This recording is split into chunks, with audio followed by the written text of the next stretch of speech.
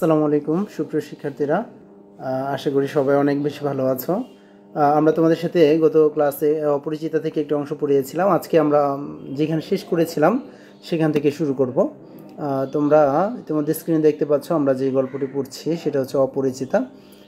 গত ক্লাসে আমি 22 নম্বর পৃষ্ঠায়, পুরাতন বইয়ের 22 পৃষ্ঠায় যেখানে শেষ করেছিলাম সেটা হচ্ছে, আমি হরিশকে বললাম একবার মামার কাছে কথাটা পাড়িয়ে দেখো।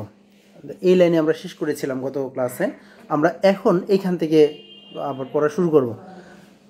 তোমরা একটু খেয়াল করো, স্ক্রিনে খেয়াল করো। আর যাদের কাছে বই আছে তোমরা অবশ্যই বই নিয়ে বসো। বই নিয়ে বসলে তোমাদের বুঝতে সহজ হবে। একটু মার্ক করবা আমি বলার সাথে সাথে, তাহলে তোমাদের জন্য এমসিকিউগুলো ধরতে সহজ হয়ে যাবে।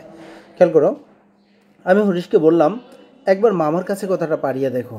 হরিশ তো আমরা আগের অংশে দেখেছি হরিশ কী করেছিল, তার মনটাকে উতলা করে দিচ্ছিল। তাকে বারবার বলছিল যে মেয়ে যদি চাস তাহলে বল, আমার কাছে একটা কি মেয়ে আছে, সুন্দর চমৎকার মেয়ে আছে। হ্যাঁ, এই কথাটা বলে তাকে যখন উতলা করে দিচ্ছিল, সে বলছিল তাহলে তুমি কি করো, কথাটা একবার মামার কাছে বলে দেখো। হরিশ আসর জমাইতে অদ্বিতীয়। আমরা জানি হরিশ কী করে, হরিশ অনেক আসর জমাইতে পারে। আসর জমানো মানে কি, আড্ডা জমানোর মধ্যে তার মতো বিকল্প আর কেউ নেই, সে অদ্বিতীয়। তাই সর্বত্রই তাহার খাতির, আর এজন্যই সব জায়গায় তার কি আছে, খাতির আছে। লাইনটা মার্ক করবা। তোমাদের প্রশ্ন থাকবে আসর জমাইতে অদ্বিতীয় কে? হরিশ। মামাও তাহাকে পাইলে ছাড়িতে চায় না। যেহেতু হরিশ আসর জমাইতে পারে, চমৎকার কথা বলতে পারে সবার সাথে, সেজন্য মামাও যখন তাকে পায় তাকে কোনোভাবেই ছাড়তে চায় না। কথাটা তারা বৈঠকে উঠিল, অর্থাৎ মামার বৈঠকের মধ্যে কথাটাকে উঠাইছে। কোন কথাটা? এই যে অনুপমের বিয়ের বিষয়টা। মেয়ের চেয়ে মেয়ের বাপের খবরটাই তাহার কাছে গুরুতর। লাইনটা মার্ক করো। মামার কাছে কোনটা গুরুতর? মেয়ের খবর। মেয়ে কি, মেয়ের দেখতে কেমন, শুনতে কেমন, এইসব দরকার নাই। বাট মেয়ের চেয়ে মেয়ের মামার খবরটাই, মেয়ের বাবার খবরটাই তার কাছে কি হলো, গুরুত্বপূর্ণ হয়ে গেল। লাইনটা মার্ক করবা। বাপের অবস্থা তিনি যেমনটি চান তেমনই। আর বাবার অবস্থাটা কেমন? তিনি যেমন চাচ্ছিলেন তা আমরা আগে থেকে জানি। তার বড়লোকের মেয়ে তার পছন্দ না। তার মেয়ের পছন্দটা কেমন? তার পছন্দ হচ্ছে এমন মেয়ে আসবে যে মাথা হেড করে থাকবে, হ্যাঁ, যাই হোক সে কোনো কিছু বলতে পারবে না। আবার এমন বেহাই চান যে বেহাইয়ের কাছে টাকা নাই, বাট টাকা দিতে কসর করবে না। আমি আগের অংশগুলোতে পড়ে এসেছিলাম। ঠিক ওই রকম আজকের তার বেহাইটা মিলে গেছে। ঠিক ওই রকমই তিনি যেমন চান সেরকম। এককালে ইহাদের বংশে লক্ষ্মীর মঙ্গলঘাট ভরা ছিল। বলছে এককালে ইহাদের বংশে, ইহা মানে কাদের বংশে? মেয়েদের কথা বলছে। ওই মেয়েদের বংশে লক্ষ্মীর মঙ্গলঘাট, লক্ষ্মী বলতে এখানে ঐশ্বর্যের যে দেবতা সে তার কথা বলা হয়েছে, যে সেই মঙ্গলঘাটটি, অর্থাৎ তাদের এক সময় অনেক টাকা পয়সা ছিল, এখন তাহা শূন্য বলিলেই হয়। কিন্তু এখন সেই টাকা পয়সা একদমই নাই, একদমই শূন্য তাদের অবস্থান চলে এসেছে। অথচ তলায় সামান্য কিছু বাকি আছে, বাট নাই বললেই চলে, কিন্তু তলায় মানে সামান্য কিছু টাকা আছে যা খুবই কম। কেমন? দেশে বংশমর্যাদা রাখিয়া চলা সহজ নয় বলিয়া ইনি পশ্চিমে গিয়া বাস করিয়াছেন। যেহেতু দেশের মধ্যে বংশমর্যাদা রেখে চলা সহজ নয়, অনেক কঠিন, তাই তিনি পশ্চিমে চলে গিয়েছেন, সেখানে গিয়ে বসবাস করছেন। সেখানে গরিব গৃহস্থের মতোই থাকেন স্বাভাবিকভাবে, যেহেতু টাকা পয়সা কম, একটু গৃহস্থের মতো, গরিব ঘরের মতোই সেখানে থাকছেন। একটি মেয়ে ছাড়া তার আর নাই। তার যা আছে, থাকার মধ্যে কি আছে, শুধু একটা মেয়ে আছে, এছাড়া আর কিছু নাই। সুতরাং তাহার পশ্চাতে লক্ষ্মীর ঘাটটি একেবারে উপর করিয়া দিতে দ্বিধা হইবে না। সুতরাং মামা চিন্তা করতেছে, যেহেতু একটা মাত্রই মেয়ে, একটা মেয়ে যদি বিয়ে করায়, সুতরাং যা আছে, তার যা সম্পদ আছে, সকল সম্পদই অবশ্যই সে উজাড় করে দিবে। মামার লোভটা হচ্ছে সেখানে, যে টাকাটা সে পাবে। এসব ভালো কথা, কিন্তু মেয়ের বয়স যে 15, তাই শুনিয়া মামার মন ভার হইল। এখন সবই ঠিক আছে, বাট যখন শুনলো যে মেয়ের বয়স 15, মামা তো শেষ। এত বয়স, 15 বছর বয়স, তার মানে তো অনেক বয়স হয়ে গিয়েছে মনে করতেছে। যদিও আমাদের বর্তমান সমাজে 15 বছরটা টোটালি কিছু না, আমরা একদম বাচ্চা মনে করি 15 বছর। তখনকার সময়ে 15 বছরটাই অনেক বেশি সময় ছিল। বংশে তো কোনো দোষ নাই। এখন মামা চিন্তা করতেছে কীভাবে, 15 বছর হয়ে গেছে, বিয়ে হয় না, কারণ বংশে কোনো দোষ টোষ নাই তো? না, দোষ নাই। বাপ কোথাও তার মেয়ের যোগ্য বর খুঁজিয়া পান না। একে তো বরের হাট মহর্গ, তাহার পরে ধনুক ভাঙাপন, কাজেই বাপ কেবলই সবুর করিতেছেন। বলতেছে যেহেতু বর কি পাচ্ছে না, হ্যাঁ, মানে মেয়ের যোগ্য বর পাচ্ছে না, একে তো বরের হাট মহর্গ, অর্থাৎ যোগ্য বর খুঁজে পাওয়া কঠিন, তাহার উপরে ধনুক ভাঙা পণ, অর্থাৎ তার উপরে এত যৌতুক দিতে হয়। কাজেই বাপ কেবলই সবুর করতেছেন যে যোগ্য বর একজন না একজন আজ হোক কাল হোক সে আসবে, সেজন্য সে ওয়েট করতেছিলেন। কিন্তু মেয়ের বয়স সবুর করিতেছে না। বাট বাবা সবুর করলে কী লাভ হবে, মেয়ের বয়স তো আর সবুর করতেছে, বয়স তো কী করছে, যাচ্ছে। আমরা বলি না যে time and tide wait for none, সময় এবং নদীর স্রোত কার জন্য অপেক্ষা করে না, ঠিক তেমনিভাবে সময় তো যাচ্ছেই, সময় তো স্টপ নাই। এই যে মেয়ের বয়সটাও কী হচ্ছে, বেড়ে যাচ্ছে। যাই হোক, হরিশের সরস রসনার গুণ আছে, মামার মন নরম হইল। যে হরিশ কী করেছে, মামাকে ফুসলিয়ে মামার মনটা নরম করে ফেলছে, মামাকে মোটামুটি বুঝিয়ে ফেলেছে। বিবাহের ভূমিকা অংশটা নির্বিঘ্নে সমাধা হয়ে গেল। বিয়ের যে ভূমিকার অংশ, মানে প্রাথমিক কথাবার্তা, এটা খুব সহজেই সে কী করলো, সমাধান করে দিল। কলকাতার বাহিরে বাকি যে পৃথিবীটা আছে সমস্তটাকে মামা আন্দামান দ্বীপের অন্তর্গত বলিয়া জানেন।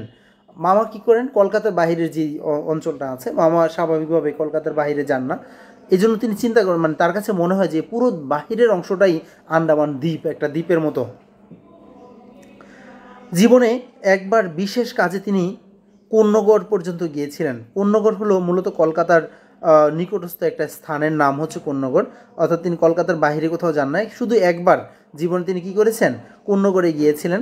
মামা যদি মনু হইতেন, মনু মানে হতে বিধাতা, যদি বিধাতা হইতেন, তবে তবে তিনি হাবড়ার পুল পার হওয়াটাকে তাহার সংহিতায় একেবারে নিষেধ করে দিতেন।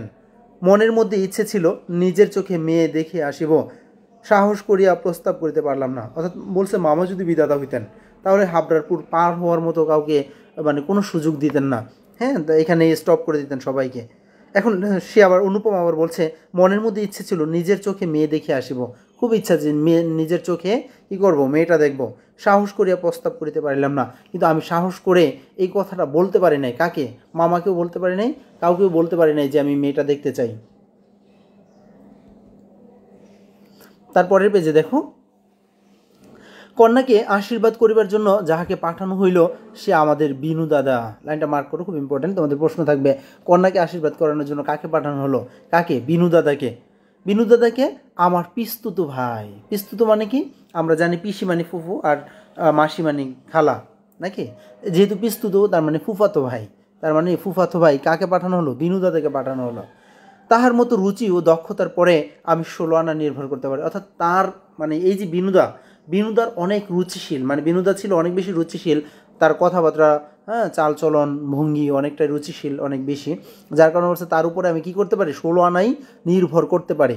বিনুদা ফিরে আসে বলল, মন্দ নয় হে, খাঁটি সোনা বটে।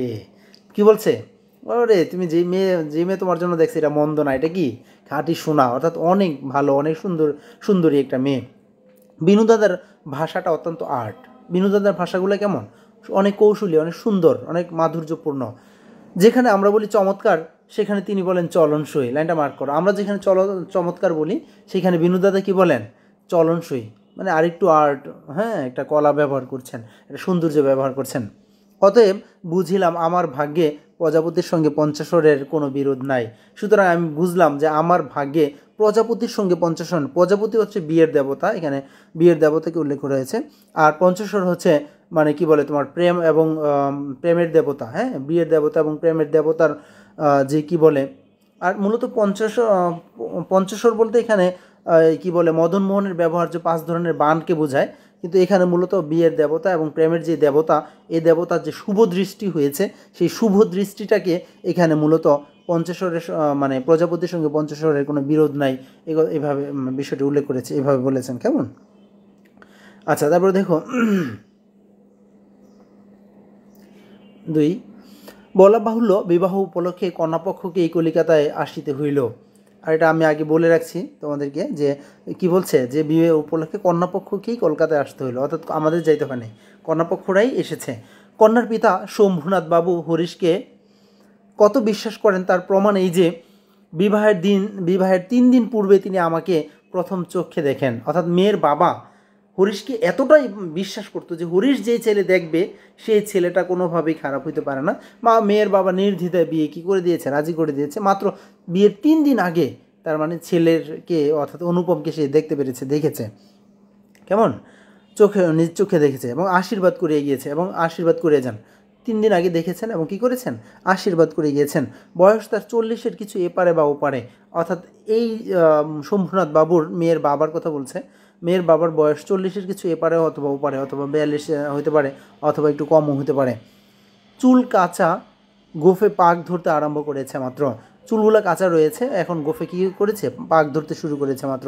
সুপুরুষ বটে, ভিড়ের মধ্যে দেখিলে সকলের আগে তাহার উপরে চোখ পড়িবার মতো চেহারা। অর্থাৎ তুমি যদি খুব ভিড়ের মধ্যে দেখো তাকে, সবার আগে এই সুপুরুষটার উপরে, অর্থাৎ এই শম্ভুনাথ বাবুর উপরে তোমার দৃষ্টি যাওয়ার সম্ভাবনা থাকবে। আশা করি আমাকে দেখিয়া তিনি খুশি হইয়াছিলেন। বোঝা শক্ত, মানে আমি আশা করতেছি আমার দেখে তিনি খুশি হয়েছেন। এটা কে বলতেছে? অনুপম বলতেছে। হ্যাঁ, বোঝা শক্ত, অর্থাৎ বোঝা খুব কঠিন। কেন? তিনি বড়ই চুপচাপ, তিনি অনেক চুপচাপ থাকেন, যার কারণে বোঝাটা অনেক বেশি কী হয়ে যাচ্ছে, কঠিন হয়ে যাচ্ছে। যে দুটি একটি কথা বলেন, যেন তাহাতে পুরো জোর দিয়া বলেন না। অর্থাৎ তিনি খুবই কম কথা বলেন, যাই দুই একটা কথা বলেন সেটাতে খুব বেশি একটা জোর দিয়ে কথা বলেন না, খুব আস্তে করে নরম সুরে তিনি কি কথা বলছেন। মামার মুখ তখন অনর্গল ছুটিতে ছিল, আর মামা কি করছে, এদিকে অনর্গল কথা বলতেই আছে। ধনে মানে আমাদের স্থান যে শহরের কারো চেয়ে কম নয়, সেইটিকেই তিনি নানা প্রসঙ্গে প্রচার করিতেছিলেন। অর্থাৎ আমরা যে ধনে মানে টাকা পয়সা অনেক বেশি, শহরের সবার সম পরিমাণ আমাদের টাকা পয়সা আছে। মামা বারবার কথাবার্তা এটার মধ্যে বুঝাচ্ছেন। তোমাদের মধ্যে কেউ আছে না, অনেকে এমন হয়, মানে বলে না যে আমার কি আছে, বাট ইশারা ইঙ্গিতে বুঝাই দেয় যে আমাদের আসলে টাকা পয়সা আছে, ঠিক না? ঠিক মামার অবস্থাটা সেরকম। মামা বুঝাইতে যাচ্ছে আসলে আমরা কিন্তু ধনী লোক, আমরা কিন্তু গরিব না। আচ্ছা, সেইটিকেই তিনি নানা প্রসঙ্গে প্রচার করেছেন। শম্ভুনাথ বাবু এ কথা একেবারেই যোগান দিলেন না। আর শম্ভুনাথ বাবু তার এই যে কথাগুলা সে যে বলছে, হ্যাঁ, টাকা পয়সার বিষয়, এগুলো কোনো যোগান দিচ্ছে না, মানে সাথে কোনো কথা বলছে না। কোনো ফাঁকে একটা হু বা হা কিছুই শোনা গেল না, অর্থাৎ তিনি কোনো কিছুই করছেন না। আমি হলে দমে যাইতাম, কিন্তু মামাকে দমানো শক্ত। আমি হলে নিশ্চিত চুপ হয়ে যেতাম, হয়তো আর কথা বলতাম না, কিন্তু মামাকে চুপ করানোটা অনেক বেশি কি কষ্টকর। তিনি শম্ভুনাথ বাবুর চুপচাপ ভাব দেখে ভাবিলেন লোকটা নিতান্ত নির্জীব। লাইনটা মার্ক করে, তোমাদের প্রশ্ন থাকবে যে শম্ভুনাথ বাবু কেমন লোক। হ্যাঁ, এই প্রশ্ন বইয়ের আলোকে নির্জীব নাকি, তার মনে হচ্ছে লোকটা নির্জীব, জীবন নাই, অত বেশি কথা বল না, চুপচাপ থাকে, একেবারে কোনো তেজ নাই, মানে বেহায়ের কি নাই, কোনো তেজ নাই। অর্থাৎ শম্ভুনাথ বাবুর কথা বলেছে কেমন। তিনি শম্ভুনাথ বাবুর চুপচাপ ভাব দেখে ভাবলেন লোকটা নিতান্ত নির্জীব, একেবারে কোনো তেজ নাই। বেহাই সম্প্রদায়ের আর যাই হোক, তেজ থাকাটা দোষের। অতএব মামা মনে মনে খুশি হইলেন। মামা চিন্তা করলেন, যাক, বেহাই একটা পাইছি, নির্জীব হোক, চুপচাপ থাক, এটাই অনেক ভালো। কেমন, মানে তার মনের মতো হইছে। শম্ভুনাথ বাবু যখন উঠিলেন, তখন মামা সংক্ষেপে উপর হইতেই তাকে বিদায় করিলেন, গাড়িতে তুলিয়া দিতে গেলেন না। আমরা স্বাভাবিকভাবে কী করি, কোনো মেহমান যদি বেড়াইতে আসে, নতুন মেহমান হয়, আমরা তাকে একটু আগাই দিয়ে আসি। বাট এখানে দেখো শম্ভুনাথ বাবুকে কিন্তু সে আগাই দিতে যায় নাই। মামা এখান থেকেই তো মানে কী করেছে, তার বাসায় থেকেই সে বিদায় দিয়ে দিছে, গাড়িতে যে তুলে একটু আগাই দিবে সে কাজটা সে করে নাই। পণ সম্বন্ধে দুই পক্ষের পাকাপাকি কথা ঠিক হয়ে গিয়েছিল। পণ মানে কি? পণ মানে হচ্ছে যৌতুক। কেমন, যৌতুক সম্পর্কে, অর্থাৎ পণ সম্পর্কে দুই পক্ষের মোটামুটি কথাটা কী হয়ে গেছে, মোটামুটি পাকাপাকি হয়ে গিয়েছে। মামা নিজেকে অসামান্য চতুর বলিয়া অভিমান করিয়া থাকেন, আর মামা সবসময় নিজেকে মনে করেন তিনি অসামান্য চতুর, অনেক বেশি চালাক, তার চেয়ে বড় চালাক আর কেউ হয়তো বা নেই, সেরকম চিন্তা মামা সবসময় কী করেন, করে থাকেন। কথাবার্তার কোথাও তিনি কিছু ফাঁক রাখেন নাই, অর্থাৎ যা কথাবার্তা বলেছেন সব মোটামুটি ফিনিশ, কোনো জায়গায় কোনো ফাঁক রাখেন নাই। টাকার অঙ্ক তো স্থির ছিলই, তারপরে গহনা কত ভরির এবং সোনা কত দরের হইবে সেও একেবারে বাদাবাদি হইয়া গিয়েছিল। অর্থাৎ গহনা সোনার পরিমাণ কেমন হবে সব কিছু কী করেছে, একদম আগেই কথাবার্তায় বাদাবাদি হয়ে গিয়েছে, মানে মিটমাট করে ফেলেছে। আমি নিজে এ সমস্ত কথার মধ্যে ছিলাম না, জানতাম না দেনা পাওনা কী স্থির হইল। যেহেতু আমি নিজে, আমার এসব বিষয়ে খুব বেশি আকর্ষণ ছিল না, আর এসব বিষয়ের মধ্যে আমি ছিলামও না, আর দেনা পাওনা কী স্থির হয়েছে সেজন্য আমি জানি নাই।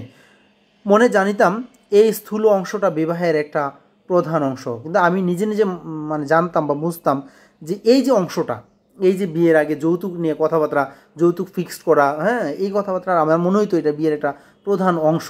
যদিও যৌতুক আমরা টোটালি সমাজে এখন মানে নিষিদ্ধ নাকি, এই গল্পটাই রবীন্দ্রনাথ লিখেছেন যৌতুকের বিরোধিতা করে।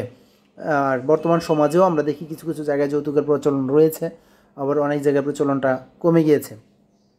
তো এখন সে বলছে এটা যে মানে সে মনে করতো এক সময় এটা হচ্ছে একটা বিয়ের অংশ, এবং সে অংশের ভার যার উপর তিনি এক করাও ঠকবেন না। সুতরাং এই যে মানে যৌতুকের অংশের ভারটা যার উপর বলতে এখানে মামার কথা বলেছে যে মামার উপর, সুতরাং মামা এক করাও কী করবে না, ঠকবে না। আমি নিজে এ সমস্ত কথার মধ্যে ছিলাম না। আচ্ছা, আমি লাইন একটা আচ্ছা পরে, বস্তুত আশ্চর্য পাকা লোক বলিয়া তিনি বুদ্ধির লড়াইয়ে জিতবেন। অর্থাৎ মামার অবস্থাটা এরকম, তিনি বুদ্ধির লড়াইয়ে সবসময় কী করে যান, জিতে যান। বস্তুত আশ্চর্য পাকা লোক বলিয়া মামা আমাদের সমস্ত সংসারের প্রধান গর্বের সামগ্রী। যেখানে আমাদের কোনো সম্বন্ধ আছে সেখানে সর্বত্রই তিনি বুদ্ধির লড়াইয়ে জিতবেন। এ ধরনের একেবারেই ধরা কথা। অর্থাৎ আমরা যেখানেই কোনো সম্পর্কিত কোনো ঝামেলা বা যাই হোক কথাবার্তা হয়, এখানে মামা থাকলে মামা জিতবেই, এটা একদম ধরা কথা হয়ে গেছে। এই জন্য আমাদের অভাব না থাকিলেও এবং অন্য পক্ষের অভাব কঠিন হইলেও জিতব। আমাদের সংসার এই জেদ ইহাতে যে বাঁচুক আর মরুক, অর্থাৎ আমাদের সংসার এমন, এইটা হচ্ছে একটা জিহাদ, যাই হোক আমরা জিততেই হবে, কোনোভাবেই হারা যাবে না, আমরা হারবো না। আর মামা কি করেন, অসামান্য চতুর, সুতরাং মামা কি করবে, যে কোনো মূল্যে জিতবে, এতে কেউ বাঁচুক আর মরুক যাই হয়ে হোক। গায়ে হলুদ অসম্ভব রকমের ধুম পড়িয়া গেল, আর এদিকে গায়ে হলুদের ধুম পড়ে গেছে। বাহক এত গেল যে তাহার আদমশুমারি করিতে হইলে কেরানি রাখিতে হয়। বাহক বলতে এখানে এই যে তোমার কি বলে, গায়ে হলুদের সময় যে লোকজন যায়, এত বেশি লোকজন গেছে, তার যদি আদমশুমারি করে অর্থাৎ গণনা করতে হলে একজন কেরানি রাখা দরকার, এই কথা বলছে, একজন কেরানি রাখতে হবে। তাহাদিগকে বিদায় করিতে অপর পক্ষকে যে নাকাল হইতে হইবে সেই কথা স্মরণ করিয়া মামার সঙ্গে মা একযুগে বিস্তর হাসিলেন। আর এতগুলো মানুষ গেছে, এই মানুষদেরকে বিদায় করা যে অনেক কঠিন হবে শম্ভুনাথ বাবুর পক্ষে, সেটার জন্য মা আর মামা কি করছেন, বিস্তর অনেক বেশি হাসতেছেন। ব্র্যান্ডবাসী, শখের কনসার্ট প্রভৃতি যেখানে যত প্রকার উচ্চ শব্দ আছে সমস্ত একসঙ্গে মিশাইয়া বর্বর কোলাহলের মত্তহস্তিধারা সঙ্গীত সরস্বতীর পদ্মবান দলিত বিদলিত করিয়া আমি যে বিবাহ বাড়িতে গিয়া উঠিলাম। বলছে আমি কি করেছি, ব্যান্ড, বাঁশি, শখের কনসার্ট ইত্যাদি প্রভৃতি নিয়ে এমন সাউন্ড করতে করতে বর্বর কোলাহলের মতো, বর্বর কোলাহল বলতে আমরা অসভ্য কোলাহল যেটা বলি, যে অনেক মানুষের বিকট সাউন্ড, হ্যাঁ, সেটাকে বলা হচ্ছে বর্বর কোলাহলের মতো। আমি কি করলাম, আস্তে আস্তে সব পদদলিত বিদলিত করে আমি সেই বাড়িতে গিয়ে উঠলাম। আংটিতে হাড়েতে জরি জহরতে আমার শরীর যেন গহনার দোকান নিলামে চড়িয়াছে বলিয়া বোধ হইল।